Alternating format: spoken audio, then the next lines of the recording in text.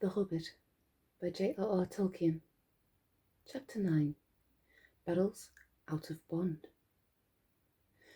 The day after the battle with the spiders, Bilbo and the dwarves made one last despairing effort to find a way out before they died of hunger and thirst.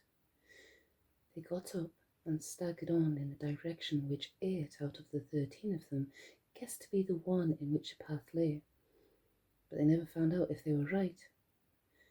Such a day as ever was in the forest was fading once more into the blackness of night, when suddenly out sprang the light of many torches all around them, like hundreds of red stars.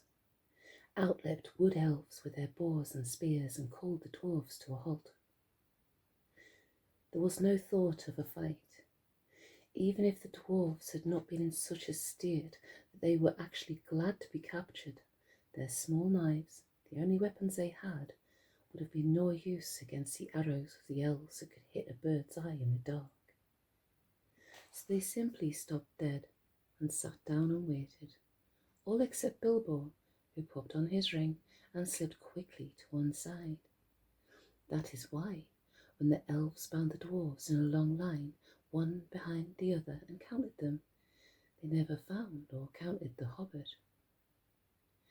Nor did they hear or feel him trotting well behind their torchlight as they led off their prisoners into the forest. Each dwarf was blindfolded, but that did not make much difference, for even Bilbo, with the use of his eyes, could not see where they were going, and neither he nor the others knew where they had started from anyway. Bilbo had all he could do to keep up with the torches, for the elves were making the dwarves go as fast as they ever could, sick and weary as they were. The king had ordered them to make haste. Suddenly the torches stopped, and the hobbit had just time to catch them up before they began to cross the bridge. This was the bridge that led across the river to the king's doors. The water flowed dark and swift and strong beneath, and at the far end were gates before the mouth of a huge cave that ran into the side of a deep slope covered with trees. There the grey beaches came right down to the bank, till their feet were in the stream. Across this bridge the elves thrust their prisoners, but Bilbo hesitated in the rear. He did not at all like the look of the cavern mouth, and he only made up his mind not to desert his friends just in time to scuttle over at the heels of the last elves before the great gates of the king closed behind them with a clang. Inside, the passages were lit with red torchlight, and the elf guards sang as they marched along the twisting, crossing, and echoing paths. These were not like those of the goblin cities. They were smaller, less deep underground, and filled with a cleaner air. In a great hall with pillars hewn out of living stone sat the elven king on a chair of carven wood. On his head was a crown of berries and red leaves, for the autumn was come again. In the spring he wore a crown of woodland flowers. In his hand he held a carven staff of oak. The prisoners were brought before him, and though he looked grimly at them, he told his men to unbind them, for they were ragged and weary. Besides, they need no ropes in here, he said. There is no escape from my magic doors for those who were once brought inside. Long and searchingly he questioned the dwarves about their doings, and where they were going to, and where they were coming from, but he got little more news out of them than out of Thorin. They were surly and angry, and did not even pretend to be polite. "What have we done, O king?" said Balin, who was the eldest left. "Is it a crime to be lost in the forest, to be hungry and thirsty, to be trapped by spiders? Are the spiders your tame beasts or your pets, if killing them makes you angry?" Such a question, of course, made the king angrier than ever, and he answered, "It is a crime to wander in my realm without leave. Do you forget that you are in my kingdom, using the road that my people made? Did you not 3 times pursue and trouble my people in the forest, and rouse the spiders with your riot and clamour? After all the disturbance you have made, I have a right to know what brings you here, and if you will not tell me now, I will keep you all in prison until you've learnt sense and manners." Then he ordered the dwarfs each to be put in a separate cell and to be given food and drink, but not to be allowed to pass the doors of their little prisons until one at least of them was willing to tell him all he wanted to know. But he did not tell him that Thorin was also a prisoner with him. It was Bilbo who found that out. Poor Mr. Baggins. It was a weary long time that he lived in that place all alone, and always in hiding, never daring to take off his ring, hardly daring to sleep, even tucked away in the darkest and remotest corners he could find. For something to do, he took to wandering about the Elven King's palace. Magic shut the gates, but he could sometimes get out, if he was quick. Companies of the Wood Elves, sometimes with the king at their head, would from time to time ride out to hunt, or to other business in the woods and in the lands to the east. Then, if Bilbo was very nimble, he could slip out just behind them, though it was a dangerous thing to do. More than once he was nearly caught in the doors, as they clashed together when the last elf passed. Yet he did not dare to march among them because of his shadow, altogether thin and more wobbly as it was in torchlight, or for fear of being bumped into and discovered. And when he did go out, which was not very often, he did no good. He did not wish to desert the dwarfs, and indeed he did not know where in the world to go without them. He could not keep up with the hunting elves all the time they were out, so he never discovered the ways out of the wood, and was left to wander miserably in the forest, terrified of losing himself, until a chance came of returning. He was hungry too outside, for he was no hunter, but inside the caves he could pick up a living of some sort by stealing food from store or table when no one was at hand. "I'm like a burglar that can't get away, but must go on miserably burgling the same house day after day," he thought. "This is the dreariest and dullest part of all this wretched, tiresome, uncomfortable adventure. I wish I was back in my hobbit hole, by my own warm fireside, with the lamp shining." He often wished, too, that he could get a message for help sent to the wizard, but that, of course, was quite impossible. I soon realised that if anything was to be done, it would have to be done by Mr. Baggins, alone and unaided. Eventually, after a week or two of this sneaking sort of life, by watching and following the guards and taking what chances he could, he managed to find out where each dwarf was kept. He found all their 12 cells in different parts of the palace, and after a time he got to know his way about very well. What was his surprise one day to overhear some of the guards talking, and to learn that there was another dwarf in prison too, in a specially deep, dark place. He guessed at once, of course, that was Thorin, and after a while he found out that his guess was right. At last, after many difficulties, he managed to find the place where no one was about, and to have a word with the chief of the dwarves. Thorin was too wretched to be angry any longer at his misfortunes, and was even beginning to think of telling the king all about his treasure and his quest, which shows how low-spirited he had become. When he heard Bilbo's little voice at his keyhole, he could hardly believe his ears. Soon, however, he made up his mind that he could not be mistaken, and he came to the door and had a long whispered talk with the hobbit on the other side. So it was that Bilbo was able to take secretly Thorin's message to each of the other imprisoned dwarfs, telling them that Thorin their chief was also in prison close at hand, and that no one was to reveal their errand to the king, not yet, nor before Thorin gave the word. For Thorin had taken heart again, hearing how the hobbit had rescued his companions from the spiders, and was determined once more not to ransom himself with promises to the king of a share in the treasure, until all hope of escaping in any other way had disappeared. Until, in fact, the remarkable Mr. Invisible Baggins, of whom he began to have a very high opinion indeed, had altogether failed to think of something clever.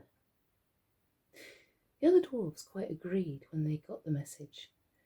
They all thought their own shares in the treasure, which they quite regarded as theirs in spite of their plight and the still unconquered dragon, would suffer seriously if the wood elves claimed part of it, and they all trusted Bilbo. Just what Gandalf had said would happen, you see.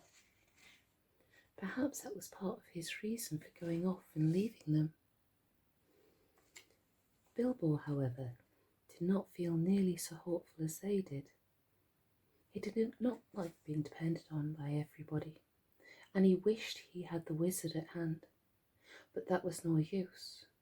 Probably all the dark distance of Mirkwood lay between them.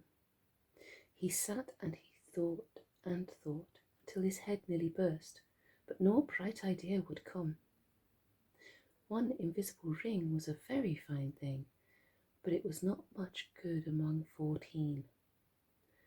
But of course, as you have guessed, he did rescue his friends in the end, and this is how it happened. One day, nosing and wandering about, Bilbo discovered a very interesting thing. The great gates were not the only entrance to the caves. A stream flowed under part of the lowest regions of the palace and joined the forest river some way further to the east, beyond the steep slope out of which the main mouth opened. Where this underground watercourse came forth from the hillside, there was a water gate. There, the rocky roof came down close to the surface of the stream, and from it a portcullis could be dropped right into the bed of the river to prevent anyone coming in or out that way. But the portcullis was often open, for a good deal of traffic went out and in by the water gate. If anyone had come in that way, he would have found himself in a dark, rough tunnel leading deep into the heart of the hill. But at one point, where it passed under the caves, the roof had been cut away and covered with great oaken trapdoors. These opened upwards into the king's cellars. There stood barrels and barrels and barrels, for the wood elves, and especially their king, were very fond of wine, though no vines grew in those parts. The wine and other goods were brought from far away, from their kinsfolk in the south, or from the vineyards of men in the distant lands. Hiding behind one of the largest barrels, Bilbo discovered the trapdoors and their use, and lurking there, listening to the talk of the king's servants, he learnt how the wine and other goods came up from the rivers, or overland, to the long lake. It seemed a town of men still throve there, built out on bridges far into the water as a protection against enemies of all sorts, and especially against the dragon of the mountain. From Lake Town, the barrels were brought up the forest river. Often they were just tied together like big rafts and poled or rowed up the stream. Sometimes they were loaded onto flat boats. When the barrels were empty, the elves cast them through the trapdoors, opened the water gate, and out the barrels floated on the stream, bobbing along until they were carried by the current to a place far down the river where the bank jutted out, nearly to the very eastern edge of Mirkwood. There they were collected and tied together and floated back to Lake Town, which stood close to the point where the forest river flowed into the long lake. For some time, Bilbo sat and thought about this water gate and wondered if it could be used for the escape of his friends, and at last he had the desperate beginnings of a plan. The evening meal had been taken to the prisoners. The guards were tramping away down the passages, taking the torchlight with them and leaving everything in darkness. Then Bilbo heard the king's butler bidding the chief of guards good night. "Now come with me," he said, "and taste the new wine that has just come in. I shall be hard at work tonight, clearing the cellars of the empty wood, so let us have a drink first to help the labour." "Ha ha! Very good," laughed the chief of the guards. "I'll taste with you, and see if it's fit for the king's table. There is a feast tonight, and it would not do to send up the poor stuff." When he heard this, Bilbo was all in a flutter, for he saw that luck was with him, and he had the chance at once to try his desperate plan. He followed the two elves until they entered a small cellar and sat down at a table on which two large flagons were set. Soon they began to drink and laugh merrily. Luck of an unusual kind was with Bilbo then. It must be potent wine to make such a wood elf drowsy, but this wine, it would seem, was the heady vintage of the great gardens of Unwin, not meant for his soldiers or his servants, but for the king's feasts only, and for smaller balls, not for the butler's great flagons. Very soon the chief guard nodded his head, then he laid it on the table and fell fast asleep. The butler went on talking and laughing to himself for a while without seeming to notice, but soon his head too nodded onto the table, and he fell asleep and snored beside his friend. Then in crept the Hobbit. Very soon the chief guard had no keys, but Bilbo was trotting as fast as he could along the passages towards the cells. The great bunch seemed very heavy to his arms, and his heart was often in his mouth in spite of his ring, for he could not prevent the keys from making every now and then a loud clink and clank, which put him all in a tremble. First he unlocked Balin's door, and locked it again carefully as soon as the dwarf was outside. Balin was the most surprised, as you can imagine, but glad as he was to get out of his wearisome little stone room, he wanted to stop and ask questions, and know what Bilbo was going to do, and all about it. "No time now," said the Hobbit. "You just follow me. We must all keep together and not risk getting separated. All of us must escape, or none, and this is our last chance. If this is found out, goodness knows where the king will put you next, with chains on your hands and feet too, I expect. Don't argue, there's a good fellow." Then off he went, from door to door, until his following had grown to 12, none of them any too nimble, what with the dark and what with their long imprisonment. Bilbo's heart thumped every time one of them bumped into another, or grunted or whispered in the dark. "Drat this dwarvish racket," he said to himself. But all went well, and they met no guards.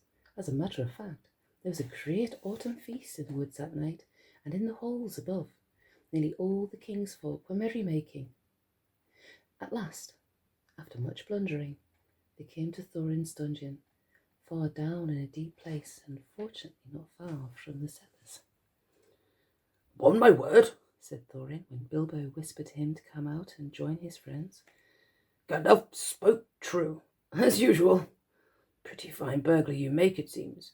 When the time comes, I am sure we are all forever at your service, whatever happens after this. But what comes next?" Bilbo saw that the time had come to explain his idea as far as he could, but he did not feel at all sure how the dwarves would take it. His fears were quite justified, for they did not like it a bit, and started grumbling loudly in spite of their anger. "We shall be bruised and battered to pieces, and drowned too, for certain," they muttered. "We thought you had got some sensible notion when you managed to get hold of the keys. This is a mad idea." "Very well," said Bilbo, very downcast, and also rather annoyed. "Come back to your nice cells, and I will lock you all in again, and you can sit there comfortably and think of a better plan. But I don't suppose I shall ever get a hold of the keys again, even if I feel inclined to try." That was too much for them, and they calmed down. In the end, of course, they had to do just what Bilbo had suggested, because it was obviously impossible for them to try and find their way into the upper halls, or to fight their way out of gates that closed by magic. And it was no good grumbling in the passages until they were caught again. So, following the Hobbit, down to the lowest cellars they crept. They passed a door through which the chief guard and the butler could be seen still happily snoring with smiles upon their faces. The wine of Dorwinion brings sleep and pleasant dreams. There would be a different expression on the face of the chief guard the next day, even though Bilbo, before they went on, stole in and kind-heartedly put the keys back on his belt. "That will save him some of the trouble he is in for," said Mr. Baggins to himself. "He wasn't a bad fellow, and quite decent to the prisoners. It will puzzle them all too. They will think we had a very strong magic to pass through all these locked doors and disappear. Disappear! We've got to get busy very quick if that's to happen." Balin was told off to watch the guard and the butler and give warning if they stirred. The rest went into the adjoining cellar with trapdoors. There was little time to lose. Before long, as Bilbo knew, some elves were under orders to come down to help the butler and get empty barrels through the doors into the stream. These were, in fact, already standing in rows in the middle of the floor, waiting to be pushed off. Some of them were wine barrels, and these were not much use, as they could not easily be opened at the end without a deal of noise, nor could they easily be secured again. But among them were several levers, which had been used for bringing other stuffs, butter, apples, and all sorts of things to the king's palace. They soon found 13 with room enough for a dwarf in each. In fact, some were too roomy, and as they climbed in, dwarfs thought anxiously of the shaking and the bumping they would get inside, though Bilbo did his best to find straw and other stuff to pack them in as coarsely as could be managed in a short time. At last, 12 dwarfs were stored. Thorin had given a lot of trouble, and turned and twisted in his tub and grumbled like a large dog in a small kennel, while Balin, who came last, made a great fuss about his air holes and said he was stifling, even before his lid was on. Bilbo had done what he could to close holes in the sides of the barrels and to fix on all the lids as safely as could be managed, and now he was left alone again, running around, putting the finishing touches to the packing, and hoping against hope that his plan would come off. It had not been done a bit too soon. Only a minute or two after Balin's lid had been fitted on there came the sound of voices and the flicker of lights. A number of elves came laughing and talking into the cellars and singing snatches of song. They had left a merry feast in one of the halls and were bent on returning as soon as they could. "Where's old Gallion the butler?" said one. "I haven't seen him at the table tonight. He ought to be here now to show us what is to be done." "I should be angry if the old slow coach is late," said another. "I have no wish to waste time down here while the song is up." "Ha ha!" came a cry. "Here's the old villain with his head on a jug.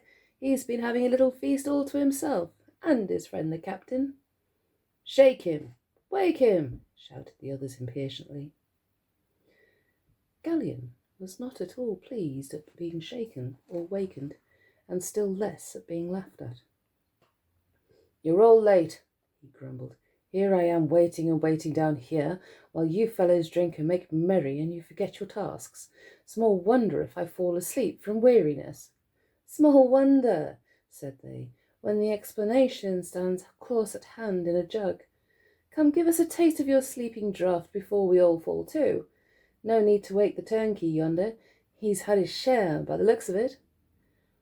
Then they drank once round and became mighty merry all of a sudden, but they did not quite lose their wits. "Save us, Gallion!" cried some. "You began your feasting early and muddled your wits. You have stacked some full casks here instead of empty ones if there's anything goes by the weight." "Get on with the work," growled the butler. "There is nothing in the feeling of weight and idle tosspots' arms. These are the ones to go, and no others. Do as I say." Very well," they answered, rolling the barrels to the opening.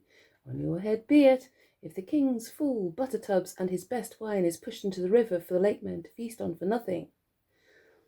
Roll, roll, roll, roll, roll, rolling down the hole. Heave ho, splash, plump, down they go, down they bump." So they sang as first one barrel and then another rumbled to the dark opening and was pushed over into the cold water some feet below.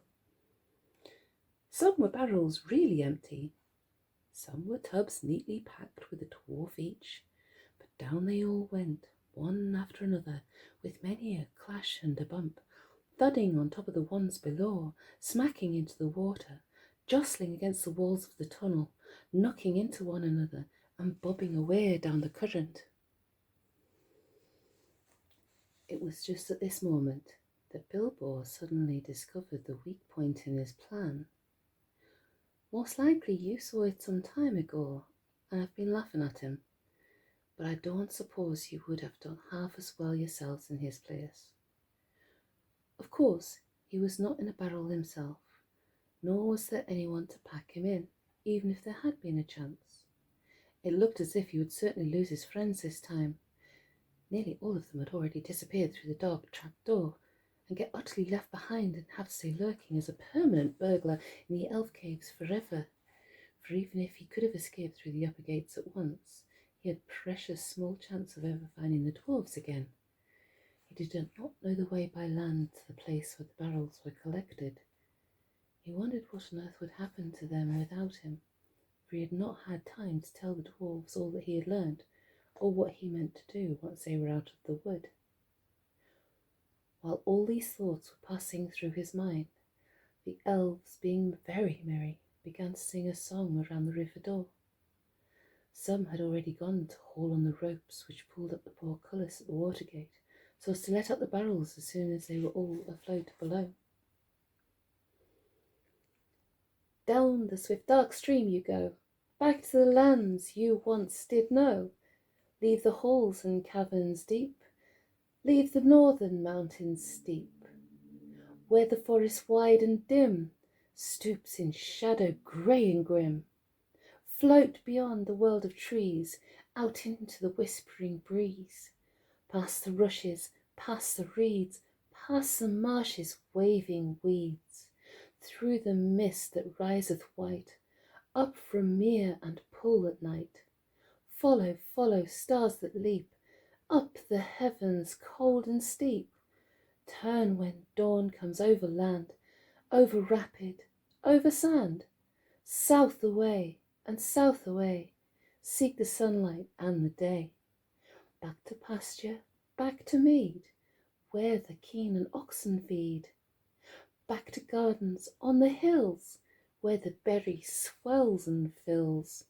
Under sunlight, under day, south away and south away. Down the swift dark stream you go, back to lands you once did know. Now the very last barrel was being rolled to the doors. In despair, and not knowing what else to do, poor little Bilbo caught hold of it and was pushed over the edge with it. Down into the water he fell, splash, into the cold dark water with the barrel on top of him. He came up again, spluttering and clinging to the wood like a rat, but for all his efforts he could not scramble on top. Every time he tried, the barrel rolled round and ducked him under again. It was really empty, and floated light as a cork. Though his ears were full of water, he could hear the elves still singing in the cellar above. Then suddenly the trapdoors fell to with a boom, and their voices faded away. He was in the dark tunnel, floating in icy water, all alone, for you cannot count friends that are all packed up in barrels.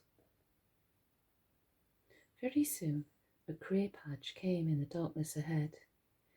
He heard the creak of the water gate being hauled up, and he found that he was in the midst of bobbing and bumping mass of casks and tubs, all pressing together to pass under the arch and get out into the open stream.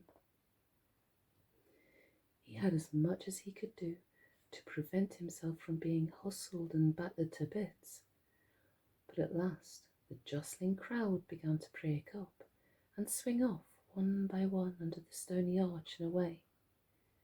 Then he saw that it would have been no good even if he had managed to get astride his barrel, for there was no room to spare, not even for a hobbit, between its top and the suddenly stooping roof where the gate was. Out they went under the overhanging branches of the trees on either bank. Bilbo wondered what the dwarves were feeling and whether a lot of water was getting into their tubs. Some of those that bobbed along by him in the gloom seemed pretty low in the water, and he guessed that these had dwarves inside. I do hope I put the lids on tight enough, he thought, but before long he was worrying too much about himself to remember the dwarves. He managed to keep his head above the water, but he was shivering with the cold, and he wondered if he would die of it before his luck turned, and how much longer he would be able to hold on, and whether he should risk the chance of letting go and try and swim to the bank. The luck turned all right before long. The eddying current carried several barrels close ashore at one point, and there for a while they stuck against some hidden root. Then Bilbo took the opportunity of scrambling up the side of his barrel while it was held steady against another. Up he crawled like a drowned rat and lay on the top, spread out to keep the balance as best he could. The breeze was cold, but better than the water, and he hoped he would suddenly not roll off again when they started off once more. Before long, the barrels broke free again and turned and twisted off down the stream and out into the main current. Then he found it quite as difficult to stick on as he had feared, but he managed it somehow, though it was miserably uncomfortable. Luckily, he was very light, and the barrel was a good big one, and being rather leaky, had now shipped a small amount of water. All the same, it was like trying to ride without bridle or stirrups, a round-bellied pony that was always thinking of rolling in the grass. In this way at last, Mr. Baggins came to a place where the trees on either hand grew thinner. He could see the paler sky between them.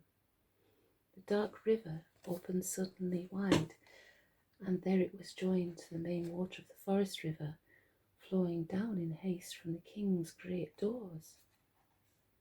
There was a dim sheet of water no longer overshadowed, and on its sliding surface there were dancing and broken reflections of clouds and of stars. Then the hurrying water of the forest river swept all the company of casks and tubs away to the north bank, in which it leads out a wide bay. This had a shingly shore and the hanging banks, and was walled at the eastern end by a little jutting cape of hard rock. On the shallow shore, most of the barrels ran aground, though a few went on to bump against the stony pier. There were people on the lookout on the banks. They quickly pulled and pushed all the barrels together onto the shallows, and when they had counted them, they roped them together and left them till the morning. Poor dwarfs! Bilbo was not so badly off now. He slipped from his barrel and waded ashore, and then sneaked along to some huts that he could see near the water's edge. He no longer thought twice about picking up a supper uninvited if he got the chance. He had been obliged to it for so long, and he knew now only too well what it was to be really hungry, not merely politely interested in the dainties of a well-filled larder. Also, he had caught a glimpse of a fire through the trees, and that appealed to him with his dripping and ragged claws clinging to him cold and clammy. There is no need to tell you much of his adventures that night, for now we are drawing near the end of the eastward journey and coming to the last and greatest adventure, so we must hurry on. Of course, helped by his magic ring, he got on very well at first, but he was given away in the end by his wet footsteps and the trail of drippings that he left wherever he went or sat. And also, he began to snivel, and wherever he tried to hide, he was found out by the terrific explosions of his suppressed sneezes. Very soon, there was a fine commotion in the village by the riverside, but Bilbo escaped into the woods, carrying a loaf and a leather bottle of wine and a pie that did not belong to him. The rest of the night he had to pass, wet as he was and far from a fire, but the bottle helped him to do that, and he actually dozed a little on some dry leaves, even though the year was getting late and the air was chilly. He woke again with a specially loud sneeze. It was already grey morning, and there was a merry racket down by the river. They were making up a raft of barrels, and the raft elves could soon be seen steering it off down the stream to Lake Town. Bilbo sneezed again. He was no longer dripping, but he felt cold all over. He scrambled down as fast as his stiff legs would take him, and managed just in time to get onto the mass of casks without being noticed in the general bustle. Luckily, there was no sun at the time to cast an awkward shadow, and for a mercy, he did not sneeze again for a good while. There was a mighty pushing of poles. The elves that were standing in the shallow water heaved and shoved. The barrels, now all lashed together, creaked and fretted.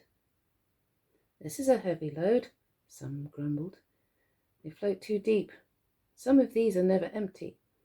If they'd come ashore in daylight, we might have had a look inside," they said. "No time now," said the raftman. "Shove off.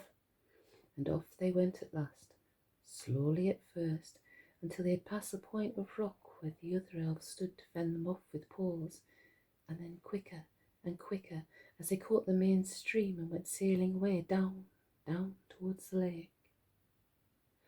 They had escaped the dungeons of the king and were through the wood, but whether alive or dead still remains to be seen.